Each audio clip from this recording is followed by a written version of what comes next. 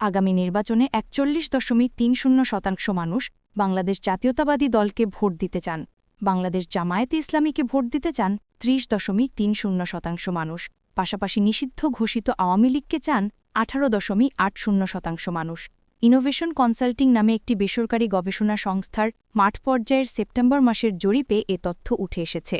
বুধবার ২৪ September Bangladesh national আর্কাইভসের অডিটোরিয়ামে আয়োজিত সংবাদ সম্মেলনে এ ফলাফল প্রকাশ করে ইনোভেশন কনসাল্টিং প্রকাশ করেছে পিপলস ইলেকশন পালস সার্ভের রাউন্ড 2 এর দ্বিতীয় অংশের ফলাফল। জরিপে অংশগ্রহণকারীদের ৫৭.৫% ভবিষ্যৎ সরকারের কাছে আইনশৃঙ্খলা উন্নয়নের প্রত্যাশা জানিয়েছেন। পণ্যের দাম নিয়ন্ত্রণকেও তারা বড় অগ্রাধিকার দিয়েছেন। দুর্নীতি হ্রাস এবং আইনশৃঙ্খলা বাহিনীর সংস্কারের দাবি আগের তুলনায় বেড়েছে। আন্তর্জাতিক সম্পর্ক বিষয়ে বেশিরভাগ উত্তরদাতা ভারত এবং পাকিস্তানের সঙ্গে সুসম্পর্ক বজায় রাখার পক্ষে মত দিয়েছেন। তবে ধর্মীয় সংখ্যালঘুদের মধ্যে পাকিস্তানের প্রতি আগ্রহ কম, ভারতের প্রতি সমর্থন বেশি দেখা গেছে।